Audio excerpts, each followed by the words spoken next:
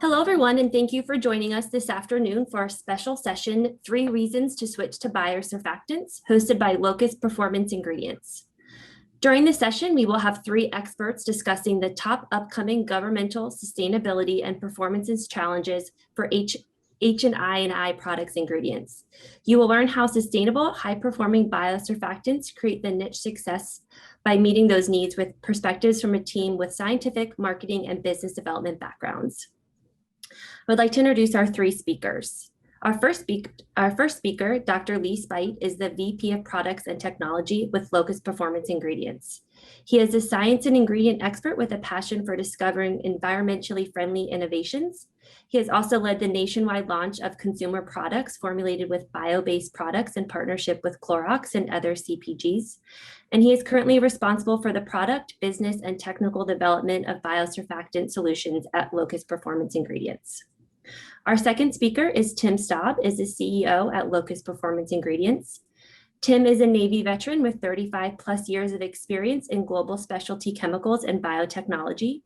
He is frequently an industry speaker, providing insight on the industry's best new innovations and formerly held executive leadership positions at multi-million-dollar business markets for Green Biologics, Olin Arch, and Montecito. Greg Smith is our third speaker, and he is the VP of Sales and Marketing at Locus Performance Ingredients. Greg has over 3 decades of sales and marketing experience in specialty chemicals and ingredients businesses. He is a sustainability champion, holistically focused on increasing global, social, and environmental benefits for stakeholders. And he is currently responsible for driving collaborations with CPG companies to solve formulation problems and take performance to a new level using biosurfactant ingredients. Please use the Q&A function you see on the right hand of your screen for any questions, and our speakers will address them at the end. And with that, I will turn it over to Lee, Tim, and Greg. Thank you very much, Cassie. My name is Greg Smith. I'm the Vice President of Sales and Marketing for Locus Performance Ingredients, as Cassie said. I want to welcome you to our webinar, 3 Reasons Why You Should Be Using Biosurfactants or Consider Biosurfactants. And we're going to kick off by outlining the 3 problems that are plaguing our industry today.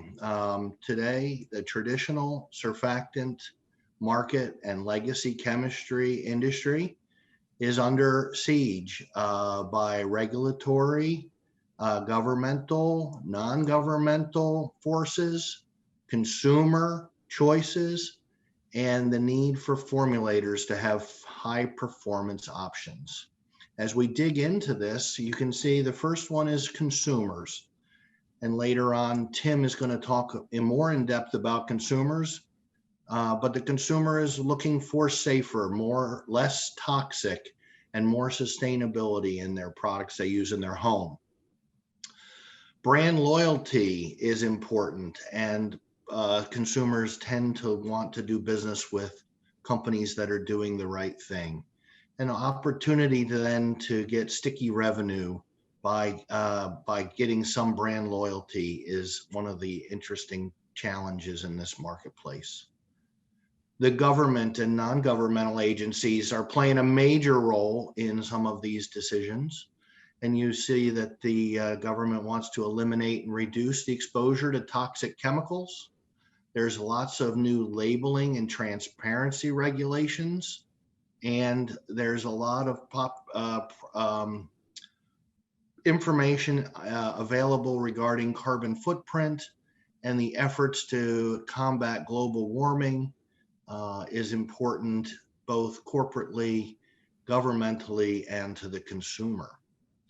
Finally, we've seen that there's lots of green opportunities, but green has to perform for the formulator and for the brand and for the consumer to get the benefits. It's been hard to get a green premium, if you will, and the opportunity to monetize the sustainability story and efforts is one of the major challenges. Next slide, please. So we at Locus Performance Ingredients said this needs to be our reason to exist. Our reason to exist is that we have come about making totally natural products through a natural process and fermentation that hit all three of these forces in a strong way. So we provide surfactants, biosurfactants that consumers can feel good about because they are palm free, because they're non-irritating, because they're non-toxic to the aquatic environment, and that they biodegrade quickly. And therefore, they meet things like sulfate-free and non-GMO and vegan claims.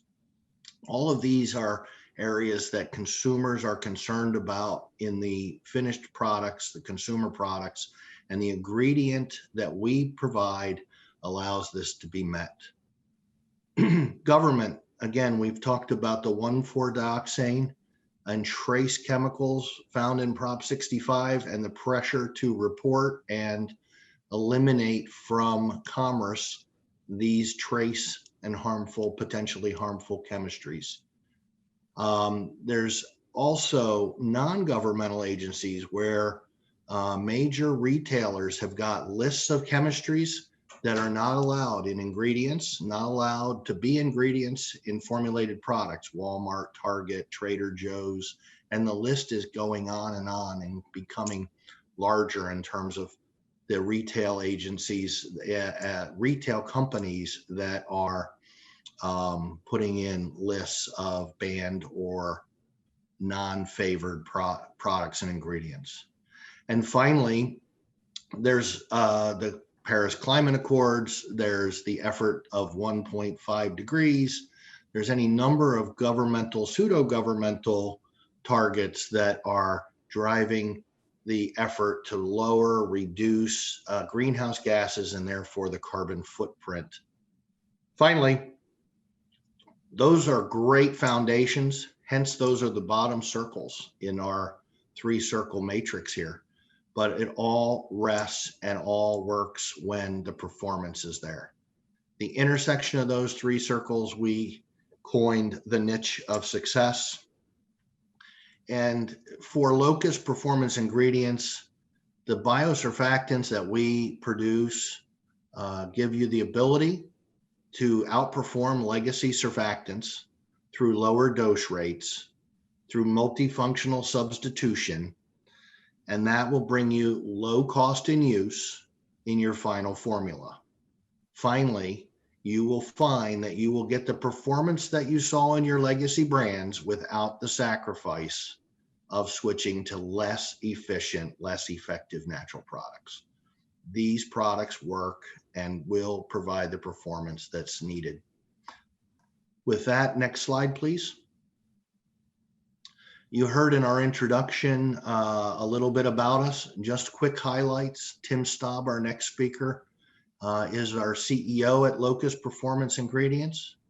He's got 35 years in the specialty chemicals and biotech industry, Olin, Arch, Monsanto, and 3M in his heritage, and has covered personal care, case, metalworking fluids, and a multitude of other industries in his career. Dr. Lee Spate, again, is our VP of Products and Technology, who will take us through a lot of the governmental and regulatory pros and cons available by using biosurfactants. He's 8 years with a PhD, 8 years in the industry with a PhD from Penn, and he's super dangerous because he's also got an MBA, and so he's a really talented scientist and businessman. Myself, as you know, 30 years in the chemical business. 15 of my last years were with Croda as a sales director. I have experience in home, personal care, industrial, and other applications for surfactants. With that, I would like to introduce Tim Staub to take us through the consumer demand portion of our study today. Thank you for your attention. Thank you, Greg. And I have the easy job because rather than having to put together a bunch of individual slides. I pulled most of, in fact, all of the information that I'm going to present to you from this wonderful study that was published in July of last year from Capgemini. This was a research project studying how sustainability is fundamentally changing consumer purchasing preferences. They did this research with 7,500 consumers in 9 different countries. The US was one of those countries. It was global. They also spoke with 750 large consumer product organizations. And then they conducted one-on-one interviews with around 70 different sustainability leaders from large organizations up and down the value chain. So it wasn't just the consumer product companies, they were also talking to the large ingredient companies that were supplying them. I think it also included retailers as well. So that's the backdrop for this. This is all data that comes directly from that report. The core message that comes out of this is that sustainability is a really critical business metric. And I think we all know that, but what does it mean? What does it actually mean in terms of the decisions that we make and in terms of how we operate our businesses? Sustainability improves customer loyalty and increases revenues. So about 80% of consumers in this 7,500 data point research want to be able to make a difference in saving the planet for future generations. 77% of these consumers are concerned about human rights issues and the labor practices of the brands they purchase. 77% are reading and looking for information on the companies that own the brands that they're buying. 72% are personally concerned about their own personal environmental footprint. They recycle food waste, they drive fuel efficient vehicles, they look at the labels of the clothing that they buy. It's a pretty big number, 72%. 66% choose to purchase products or services based on their quote unquote environmental friendliness, which is a nice pseudo term for the sustainability. And 79% of consumers are actually changing or considering changing their purchase preferences based on sustainability. So that's sort of the cover going into the background of this report. Consumers share an emotional connection with sustainability. So if you look at that chart just below that, those words, 64% of consumers are buying sustainable products from organizations that make them feel good about that purchase. And 52% feel an emotional connection with either the product or, more importantly, the organization that is sustainable or undertakes sustainability initiatives. But then if you look over at the right-hand side and look at the demographics of the various ages, look at 25 to 45-year-olds. That's the peak purchase years of consumers. And the numbers are elevated in those years, 72 and 69, 58 and 57. So then you go over on the right-hand side, consumers are changing purchase preferences based on sustainability. So in the upper part of this pie chart, 42% have already changed their purchase habits based on social, economic, or environmental impact of either the brands or the organizations. And I keep saying that because there's a key point behind this that we'll speak to. And another 37% are saying that they may change. So 79% and a remaining 21% that are less concerned.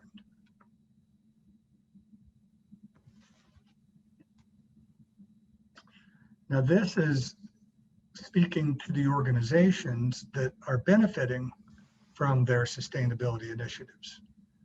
And so when you talk to these 750 large organizations, 77% of them believe that there is an increase in consumer loyalty to their organization, not just to their brand, through their sustainability efforts. 69% believe that there's an increase in brand value. 69% believe that there's an increase in brand recommendation. That means references, folks saying you should buy this brand. And that's pretty powerful because the purchase rate that comes through brand recommendations is much, much higher and much more cost effective than the amount of advertising that's required to get a new consumer on board. 68% believe that it improves their ESG rating, and that means that capital is more readily available, generally a lower cost of capital. 67% believe that it helps them retain employees, that employees resonate with brands and companies that are committed to sustainability. 63% believe that it impacts their revenue, that it increases their total revenue.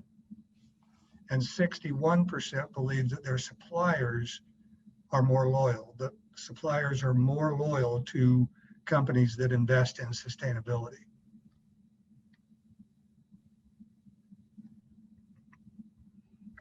But consumers don't trust the sustainability claims of these companies.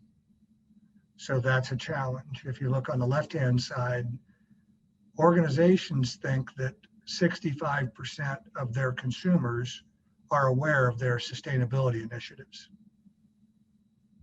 But only 49% of the consumers are actually aware. 49%, say they don't have any information to verify the sustainability claims made by the products that are owned by these organizations. And 44% say that they don't trust the sustainability claims made by these products. On the right-hand side, this is really just a continuum, but what it suggests is there is a green premium, but it's not much. If you compare 57% to 38%, we're somewhere on the right side of that, which is good because it suggests that you can get a green premium for sustainability, but you have to demonstrate that it's real and the product needs to perform. So the way we look at this is there may be a modest green premium, but if you have a green product that doesn't perform, consumers are going to buy once, and it's probably going to impact all of your brands. It either works or it doesn't work. The sustainability claims are beside the point. So I'm going to turn this over to Dr. Lee Spate, who will talk about some of these societal forces that are bearing down on our industry. Thank you, Tim. And thank you all for your attention today. So we look at the industry in terms of where does it hurt? What are the industrial pain points that we could provide solutions to help advance the industry? We've identified 6 critical industry pain points particular to surfactants in home care. The first of which is it's 1,4-dioxane. The next is palm oil, palm kernel oil specifically. The third is skin irritation from the use of surfactants. The fourth is aquatic toxicity and biodegradation. The fifth is carbon footprint and overall energy intensity of the processes to make surfactants. And the sixth is a need to expedite commercialization of novel technologies. Next slide, please. So I kind of spilled the beans with my misspeak at the beginning, but our biosurfactants are completely free of 1,4-dioxane and decoupled from the ethoxylation side chain or supply chain. 1,4-dioxane is a persistent aquatic toxin and suspected carcinogen. There's almost no safe amount as determined by the EPA. And it's a byproduct of ethoxylation. Originally, 1,4-dioxane was made on purpose There is still some of that, but right now the concern is the byproduct for ethoxylation. So this table in the bottom left shows testing done in late 2019, early 2019 on consumer products looking for residual 1,4-dioxane. This is part of what New York considered in 2019. They signed in a law phasing out 1,4-dioxane residuals in cosmetic, personal care, and household products. Oregon and California also have restrictions on 1,4-dioxane trace material. However, the simplest solution is just to switch to something that is decoupled from the ethoxylation supply chain, does not have any chance of it being in there. Locus Performance Ingredients biosurfactants are non-ethoxylated, completely renewable, and free of 1,4-dioxane. Next, no, beat me. Palm oil is another issue, particularly from surfactants. A lot of biosurfactants are derived from palm oil, and responsible palm is helping. But the real solution is to look at alternative chemistries. Palm plantations account for 10% of global crop, and palm oil consumption is estimated to quadruple by 2050. So even with responsible palm, this is a large dedication of our available space on Earth to grow crops to dedicate to palm. So we really advocate responsible palm and or alternative oleochemicals or alternative carbon feedstocks to replace palm. Our biosurfactants are 100% free of palm oil and the palm oil supply chain and require no record keeping. Next slide, please. There's been a lot of attention recently for skin irritation from surfactants, particularly because the world we live in now, where regular routine cleansing of the skin is not just a good idea, but required. Sulfate surfactants are very common, and they've been known to either cause or worsen some skin ailments, as well as create irritation. And SLS is used everywhere. Our biosurfactants can replace sulfates in some applications, allowing to have a non-irritating, non-sensitizing bio-based solution for a traditional surfactant. Next slide, please. Oh, wait, hold on, sorry. I forgot one really important thing. Because of all of this, since we are so mild, if you are using traditional surfactant packages, no mild agent is needed. Our surfactants are so mild, they can be used by themselves or with other surfactants without the need for a milding agent. Sorry for missing that. The next issue is biodegradation and aquatic toxicity. Surfactants are used in lots of scenarios in which they make it to the water supply or deliberately added to water for things such as environmental remediation. So it's really important that they have low aquatic toxicity as well as biodegrade. And a lot of surfactants do biodegrade under anaerobic conditions. Our biosurfactants under aerobic conditions do biodegrade 61% in 8 days, but we also biodegrade readily under anaerobic conditions. This is really interesting because as surfactants are added to water, or in the case of a remediation or an oil cleanup, large amounts of surfactants lower the solubility of oxygen in water, causing more anaerobic-like conditions necessary for their successful biodegradation. And our biosurfactants are completely biodegradable under all conditions with no algae, fish, or crustacean interactions. Next slide, please. The carbon efficiency and energy use of all chemistry is under concern right now. Legacy surfactants are produced with very energy intensive processes, And even some bio-based surfactants are made with the same type of chemical reactions that legacy, all petrochemical surfactants are made with. There are studies that show that just changing the raw materials from petrochemicals to biochemicals, but still doing the same type of chemistry, that alone can reduce your carbon footprint 37% on the same process, just changing feedstocks. However, we at Locus PI have a whole new process. We use fermentation with a very gentle, minimal downstream processing, and we're extremely energy efficient. Most fermentation is very steam heavy. We are very steam light. And since we are modular, we can forward deploy our units. Another issue in terms of carbon efficiency and energy use with bio-based materials is getting to the feedstocks or getting to the point of use. With our modular platform, we can co-locate near feedstock or near end use. We also source 100% of our energy from renewable sources. All of this makes it so that we can deliver our biosurfactants in a process with a zero carbon footprint. Our highest energy step is our pasteurization.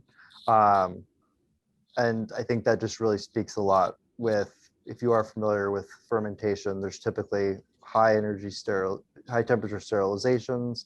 We only pasteurize our product with heat at the end. Next slide. And what's really exciting to me as the scientist here is security of supply is a big issue why more consumer goods do not have bio-based materials or biosurfactants. There's innovative material that comes out and it's difficult to scale because of the capital intensiveness of building a large production facility. We are not overinvested in capital. We can deploy reactors to meet demand and scale with a customer, with a collaborator, and with the home care industry at large. So this allows us, we're using our biosurfactants we've identified in our processes first, but this is a platform, might not work everywhere, but we're excited to look at future molecules in our platform to bring a commercial reality for things that security of supply or scale up had made them difficult before. Our production platform specifically can be scaled in 9 months or less at 9% of the capital of traditional fermentation, really opening up the many different molecules we've seen in the literature throughout the years for commercialization into home care. And then next up, I think, yep, so thank you guys for your attention. I would like to turn it back over to Greg Smith, our VP of Sales and Marketing. Thanks, Lee. Ladies and gentlemen, you've had a good 30 minutes here of a background on Locus Performance Ingredients. You've had a look at the consumer and how they're driving the need for more sustainable and high performance solutions. You've now seen Dr. Spate take you through how the government and non-governmental organizations are pressuring and pushing and creating impetus to make change towards biosurfactants. And we've always said that biosurfactants will succeed through performance, and that will lead us to what's good for people, good for brands, and good for the planet. So Tim, with the next slide, please. We're bringing you what we call, and our tagline is performance-driven sustainable solutions. We've launched this line of non-GMO soft phospholipids that you can use in both home and personal care. Today, the only conversation around personal care will be in the hand cleansing area, because that tends to be a crossover in this marketplace, in the Jansan and other places. Many home care companies have a hand care business. So what we want to show you is we've developed these sophorolipids. The personal care inky rated product is known as Firma. That's our Firma trade name. And there are two products that we'll show you there. And today we are glad to announce that we are launching the Amphi product line, TSCA approved for home care and industrial use sophorolipid here in the US.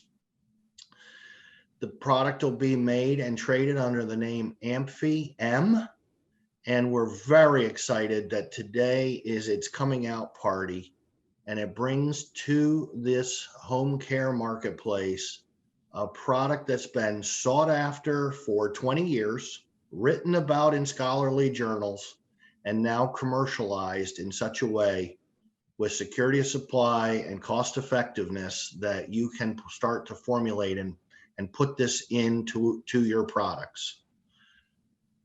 Want to highlight some of the reasons why you're listening about the performance today, and I want to thank you for your attention. But sophorolipids are multifunctional. They will replace and do more than one thing at a time. Lots of times you need a wetter. These have great CMC and low and contact angles that are very, very strong wetters. In addition to that, you need some ability to scour. So these are good scouring surfactants. Finally, they're a little anionic, but they work a lot like non-ionics. So once you get the dirt or oil or grease off of the surface, you will be able to emulsify them and have them rinse away clean with emulsification cleaning. We talked about bringing an ingredient to your formula that comes in adding zero carbon footprint. I think that's a strong reason to give biosurfactants, and particularly our biosurfactants, a look. In that you're managing your scope 1 carbon, this is a way to not add any scope 1 carbon to your formula in this ingredient. And finally, sustainability. You saw that there's a credibility gap in the consumer world between brand claims and ingredient and consumer understanding.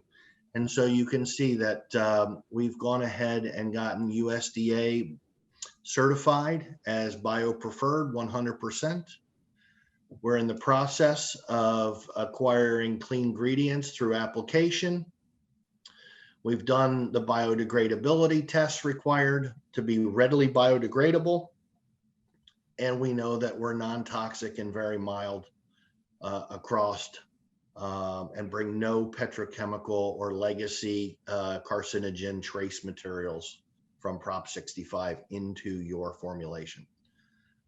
So this is the reason that we think that these two products, Firma and Amphi, Firma for your hand care applications, Amphi for your hard surface and other cleaning applications, will be one of the products, one of the answers, one of the ingredients to your formulation challenges. Next slide, please. So performance starts with quality, and a lot of people, this is a brand new chemistry that you're looking at. So up on the left-hand side, I wanted you to see it. I wanted you to see that it's kind of a honey brown. These chemistries first were identified in nature through honeybees. And so it's only right that it be kind of a honey yellow, honey brown type product. Notice too the clarity of the product, that with that white background, you can see straight through these products. So reasonably yellow in color and great clarity. What does that leave us? That leaves us the ability to get to about 6 to 8% loadings with a very clear outcome. We've also seen only a straw yellow up to 27% loading And we also know that if you tweak the pH, you can bring the color down a little bit as well. The clarity is really important. Through our proprietary processes, we use no volatile solvents. Not every chemistry in this space can say that. No volatile solvents. So the finishing and clarity work here is proprietary and has no volatile solvents added. That finishing process does the next thing as well, which is knocks down and does away with some of the traditional odor that comes with a fermented product. Fermented product will smell different than the surfactants that we're used to. That kind of sweet alcohol-y smell of years gone by of ethoxylates, we have to get used to them not being there. We have kind of a woody, natural smell naturally, and the finishing process, again, with no volatile organic solvents, takes away the other items that create, say, vinegar or sulfur or other type of smells that might come from naturally produced products. I want to take a second here after looking at the color, clarity, and odor and say to you that Locus Performance Ingredients makes the only 60% active phospholipid. So we are providing you 60% phospholipid with less than 5% residual fatty acids, which leaves you with a solids max of 66, because we're just less than one of our preservative. So you've got a solids max of 66, and you've got a target of 60% active phospholipid in a water solution.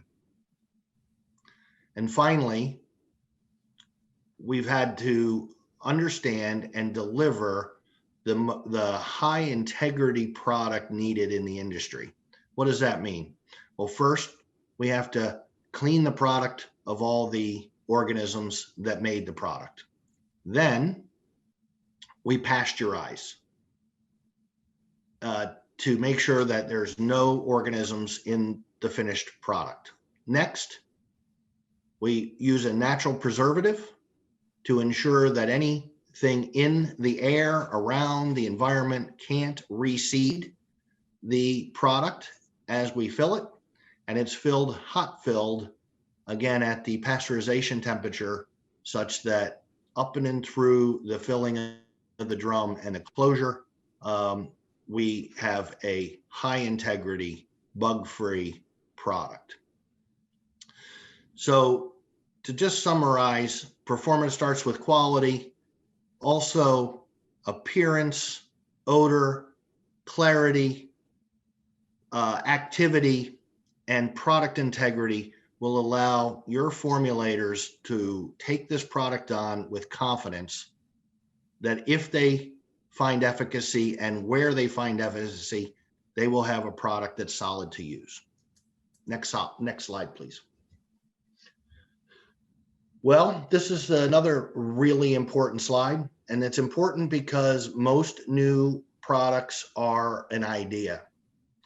And maybe they're in pilot plant, and maybe they're in scale up, and maybe they're under development. We are not. We are running units as we speak today. We have specifications that you can count on. We have a process that's under control and makes the same product day in and day out. Notice here that we, in the teal, have Firma SL and Firma SH. The SL is a linear and lactonic blend that comes out of the kit after fermentation. It is lower in the HLB, which I'll show you shortly, and is a really low foaming product. Also then on the H, that's high, that's the high linear version. So that's the SL that we've treated and made it more linear. Therefore, it's more water soluble. It's going to foam more. And finally, we've balanced the pH so that these two can be used together. So in the hand care business, we'll show you how you can utilize these in the slides down further. And then the Amphi product that you see on the right-hand side, it's one product. It's a gamish that comes out of our unit. It meets the TSCA requirement and CAS number. And here I want to show you that this CAS number is pre-Lautenberg. Therefore, it's TSCA rated, pre-Lautenberg, 0, no snurs. So it can be used across the applications in home and cleaning without the concern about a snur. But we've figured out how to utilize this CAS number and get grandfathered in with the TSCA approval with the Amphi M launch today. Next slide.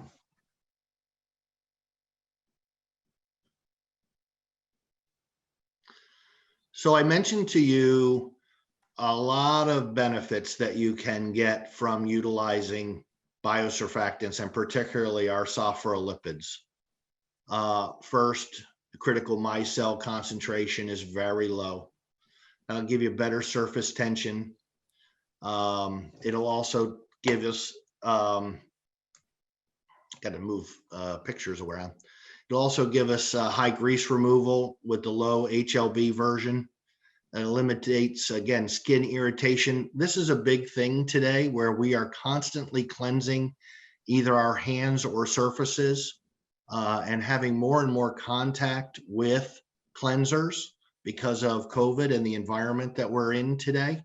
And so being able to achieve the cleaning with less irritation is a really key benefit that's coming to the front in this post-COVID environment. Low aquatic tox, because everything we do ends up down the sink or rinsed off. It's very important that the product be friendly downstream. Higher efficacy allows for low dose rates. Multifunctionality allows for low dose rates. That will leave you with a competitive cost and use outcome. And we want to make sure that your product is safer, more biodegradable, non-toxic, can back up the claims that you want to put on your brands and labels.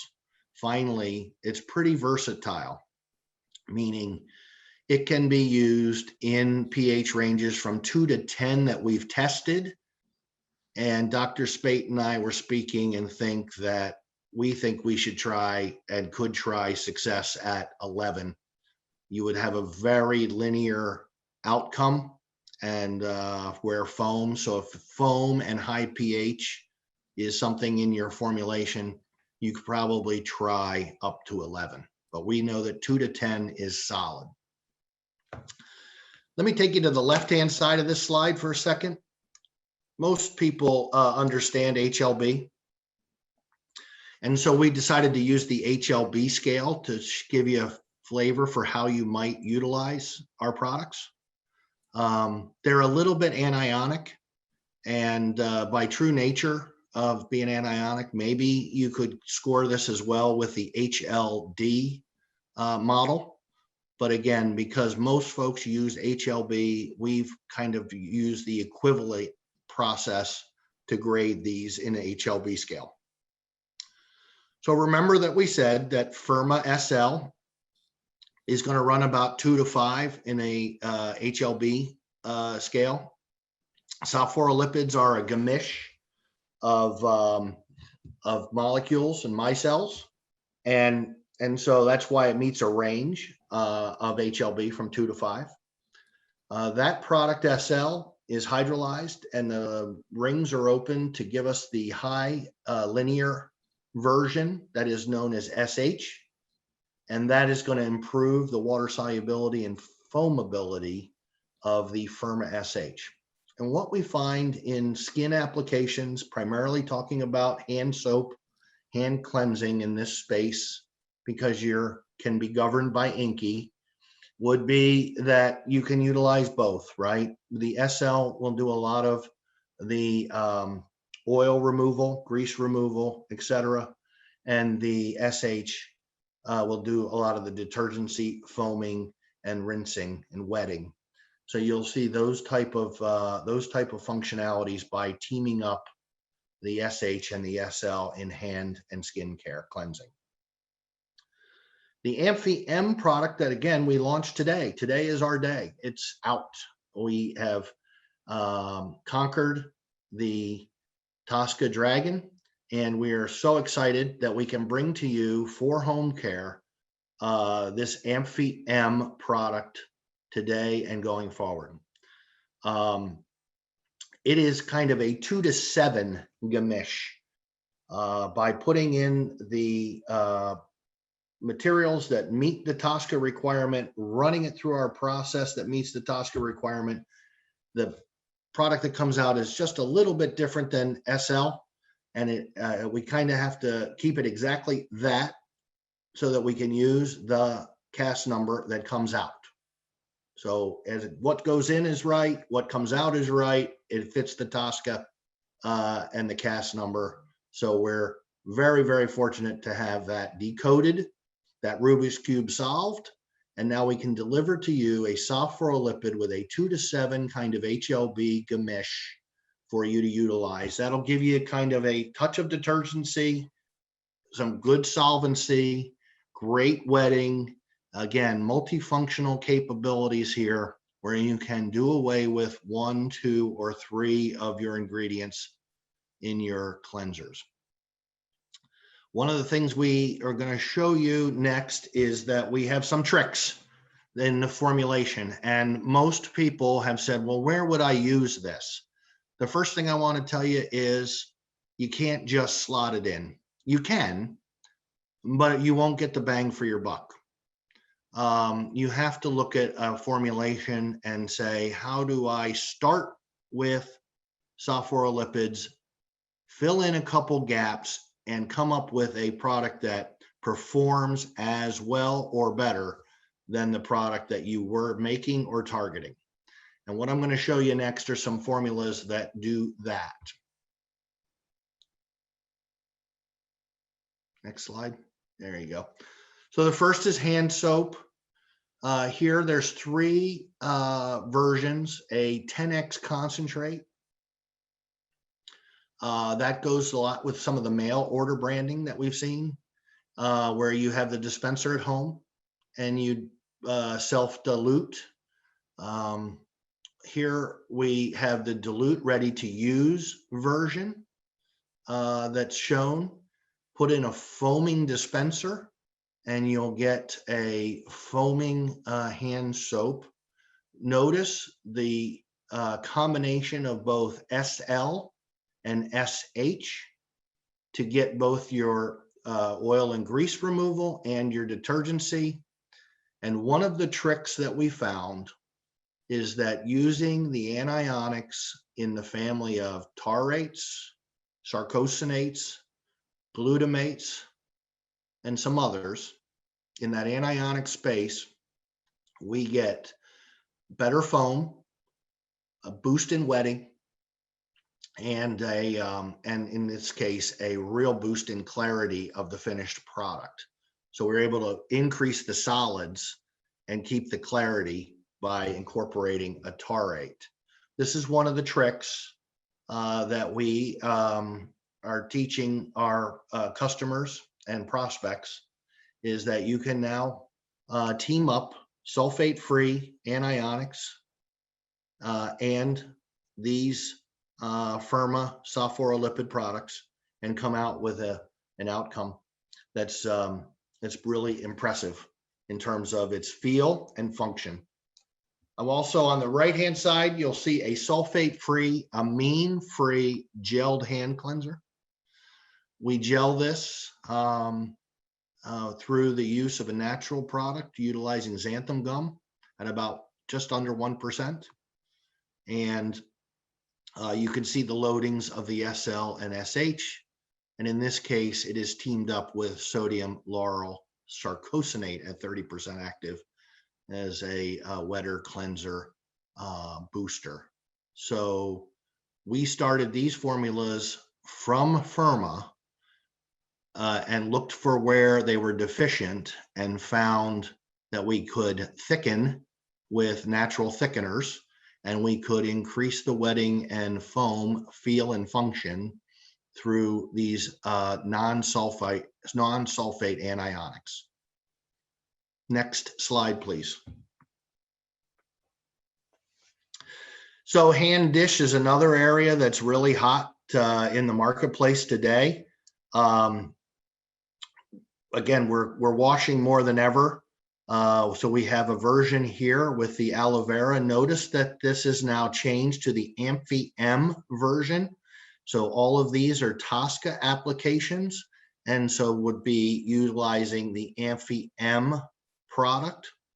Notice that we again continue to utilize sarcosinate in this as our foam booster, wetting booster, anionic partner. And notice here that there are low amounts of xanthan gum. These products like foam, and the industry likes foam to show that you're cleaning dishes and pots and pans. And as a result, we found that at low concentrations like 0.3, rather than adjusting viscosity and rheology with the gums, we're getting a foam boost. So we're getting foam from the sarcosinate. We're getting a foam boost with the xanthan gum and its activity with the Amphi-M with the sulforolipid. And so anywhere that you want to use a sulforolipid and cannot use the sarcosinate or tartrate or glutamate trick, you can use a xanthan gum and get the Amphi-M to foam by itself with low concentration xanthan gum. Guar and also hydroxycellulose will at low concentrations be a trick. Dr. Spate and myself and others are happy to talk with you offline as you work through formulas and challenges like that. But these are some tricks we want to share. Next slide. All-purpose tub, tile, and bath. One of the things that this is really good for is acid cleaning. So in the acid cleaning world, we deliver this product kind of in a low pH, around 5 in its natural kind of state when you get it. And therefore it formulates well. There's some, we think some synergies with acetic acid and helping it solubilize, because there used to be some acetic groups on this before we stripped it and cleaned it for you.